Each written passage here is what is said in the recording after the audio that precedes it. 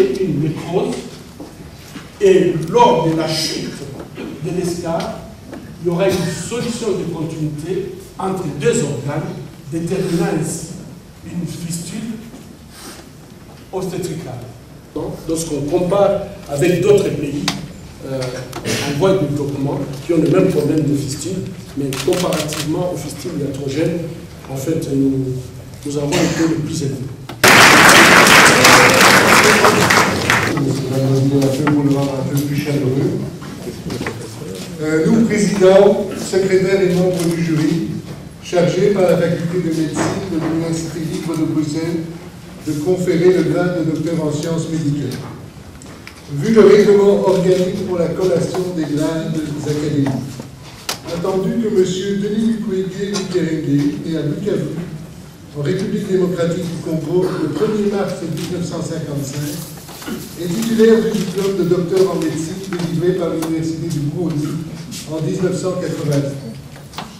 Attendu qu'il a présenté une dissertation originale intitulée Étiologie, classification et traitement des fistules traumatiques urogénitales et génito-digestives basses dans l'Est de la République démocratique du Congo. Attendu que ce travail a été accepté par le jury et qu'il a été défendu par le récipiendaire en séance publique tenue le 24 septembre 2015 à l'Université libre de Bruxelles, avons conféré et conférons à l'unanimité à M. Mukwege le grade de docteur en sciences médicales, et je veux me faire le messager du jury pour vous dire que il y en a d'autres que nous qui s'étaient rendu compte avant que vous étiez un homme de bien, mais que le jury a apprécié le fait que non seulement en faisant une démarche profondément humaine, vous y avez associé un caractère scientifique remarquable qui permet de tirer des conclusions qui seront utiles à d'autres de vos collègues dans de même situation, ce qui est finalement la base de la recherche clinique. Et c'est avec toutes nos félicitations que j'ai le plaisir de vous remettre le présent diplôme.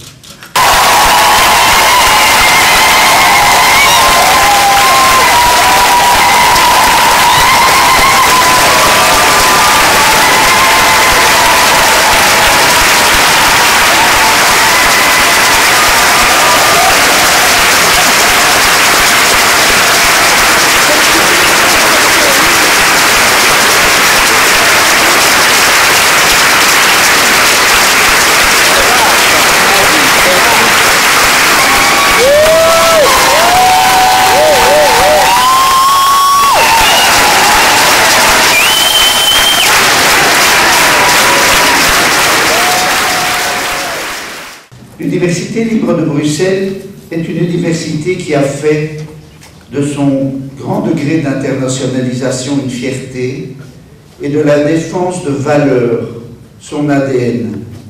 Tout récemment, elle vient de le montrer une fois encore en lançant un programme ambitieux d'accueil des réfugiés syriens. Elle prépare activement une action en faveur du peuple grec, dont l'accès aux soins de santé est aujourd'hui gravement menacé.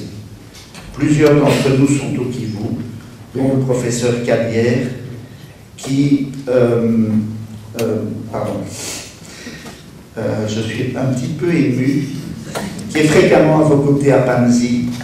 Et ce sont ces combats et cette solidarité qui expliquent la chaleur de l'accueil d'une personnalité aussi exceptionnelle que la vôtre chez nous. Et pourtant, si je prends la parole au nom de la faculté de médecine, c'est pour rappeler que tout en assumant complètement et entièrement cet engagement solidaire, ce n'est pas de cela qu'il est question aujourd'hui, mais d'une reconnaissance académique. C'est le sens du diplôme de docteur en sciences médicales que vous décerne ici l'Université libre de Bruxelles et qui est le diplôme le plus élevé du cursus universitaire.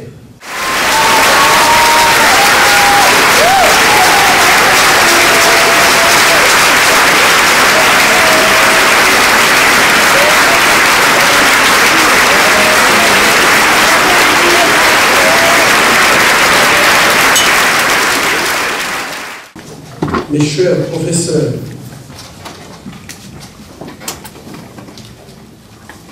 face au horrible et inhumain traitement infligé injustement à nos femmes, nos mères, nos enfants depuis plus de 15 ans, ayant découvert une épidémie nouvelle, le viol avec extrême violence, nous avons été contraints à apporter une solution chirurgicale aux survivantes de violences sexuelles et spécialement aux femmes souffrant des fistules. Je dois dire que nous n'avons aucun mérite. N'importe quel médecin à notre place l'aurait fait. La soutenance de cette thèse, à mon âge, n'a aucune ambition que d'apporter notre modeste contribution aux efforts scientifiques qui visent à optimaliser le traitement des fistules. Cette thèse n'est pas exhaustive, elle est une étape essentielle qui permet d'aller plus loin encore dans la maîtrise de cette chirurgie de la sphère génitale de la femme.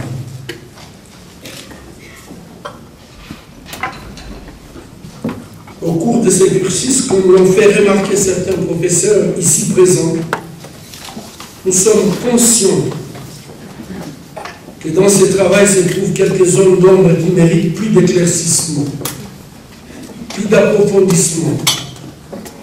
Nous promettons de continuer à y travailler, non seulement pour résoudre l'exigence académique à laquelle nous sommes attachés par ailleurs, mais surtout pour le besoin de transmission des savoirs et des savoir-faire aux générations futures qui s'élèvent pour soulager toutes les femmes souffrant des fistules. Au terme de ces travaux, qu'il me soit permis de remercier tous ceux qui, de près ou de loin, nous ont soutenus. La liste serait longue si nous devions les citer tous. Je tiens néanmoins à exprimer de façon particulière ma profonde gratitude à quelques personnes. Je mentionnerai tout d'abord le professeur Serge Rosenberg, le promoteur de cette thèse, ainsi que le professeur Guy Bernard Cadière, le co-promoteur, et que m'ont beaucoup appris, tant sur le plan scientifique que sur le plan humain tout court. Cher Guy Bernard, les centaines d'heures passées ensemble, aussi bien dans vos bureaux que sur le terrain à Bukavu, au chevet des femmes souffrant de fistules, m'ont relevé aussi bien vos grandes compétences techniques. J'ai pris des peines pour le faire pour vous. Vous êtes une génération sacrifiée, mais vous devez savoir dire non et prendre des responsabilités. À Cabo, il m'appelle de mon épouse et toute ma famille. Un grand merci pour votre soutien sans faille. À toutes les victimes de violences sexuelles qui ont toujours été ma source d'inspiration, ce soir, j'exprime toute ma gratitude. J'ai aussi une liste d'amis de Bruxelles et d'autres parties. Et je dois dire que ce soir, je suis très ému par votre présence massive.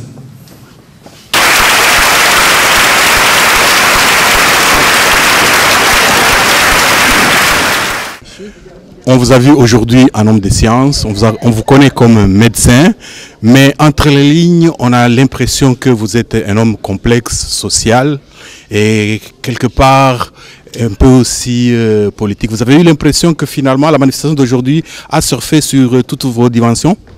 Non, je crois que la manifestation d'aujourd'hui, elle était scientifique. Il n'y a rien à dire sur cette question. Oui, mais dans le mot du recteur de l'ULB, il a vanté vos mérites en tant qu'homme social et que vous êtes très préoccupé par rapport à la population, à cette population-là, par rapport à la manifestation d'aujourd'hui. Quel message vous adressez?